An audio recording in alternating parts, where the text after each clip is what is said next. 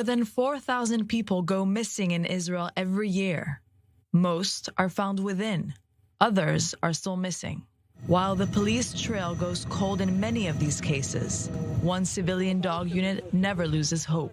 The police and other organizations and units that look, they may be active in the first few days and then it's over for them. But we continue the search until we find the person or solve the mystery. And that's why here we are years after one of the cases, months after another one of the cases. We're here to continue as long as there are relevant areas where it makes sense that they could possibly have been, not too far away, off the beaten track where people may not be walking and passing through. We're going to search those areas.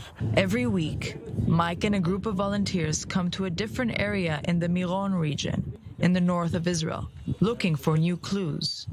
Today we are searching actually for three different missing people that were missing at different times, for Moshe Ilovitz, Moshe Kleinerman, and Rafi Haddad. It's been more than 300 days since Moshe Kleinerman has disappeared. He drove on a Friday, it was March 25th, 2022, to Mount Meron.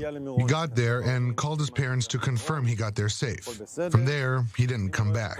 The last time Moshe was seen alive was the day after, as he prayed and ate dinner with other worshippers on Mount Meron. He planned to meet with friends to make their way back to their yeshiva, but he never showed. When we got to Meron to look for Moishi, we met one of the IDU's volunteers. They joined us for the searches, and since then, we became family. We're in constant contact with them, and any updates that they may have, they come to our home to check if maybe they can do things differently. They're in the field all the time. It's unbelievable. They're volunteering, but they're looking for Moishi like he's one of their own children.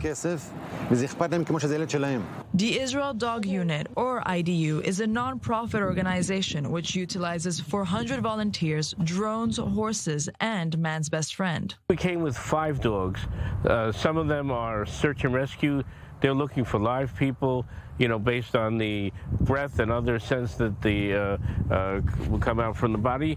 And we also have with us cadaver dogs, and those are dogs that look for people that are no longer amongst the living. Before the search begins, the team is briefed by Mike. The drone is launched to give the team a better idea of the area, and the search is on. Search. The routine searches are nothing like the ones in emergency. If we think it's a high-risk search, if we evaluate it immediately from that first phone call that comes in and someone's hysterical on the line, and from the facts that they give us, this is serious business, then we pack up and we go with a lot of equipment, with folding beds, and we're there to stay, at least for the first 3 days. We're not leaving. But when we come into a case that's a year old or 2 years old or 3 years old or 3 months old, obviously we're going to evaluate what we've done. We have a special technology that our unit developed, where we can see exactly where each person searched and with what means he searched. So we're going to analyze and say, okay, where are we going to do next? It's a puzzle. Is there an area that we still can do better? Now, Chaim is hoping to change the way missing person cases are being investigated. I'm working now with Minister Ben-Gvir to change the law that missing people cases, after a period of time, will be handled by the Shin Bet. Because I'm sure that if the Shin Bet was part of Moshe's investigation, he would be found. In such a small country, finding a missing person should be an easy task. But over 340 people are still waiting to be found.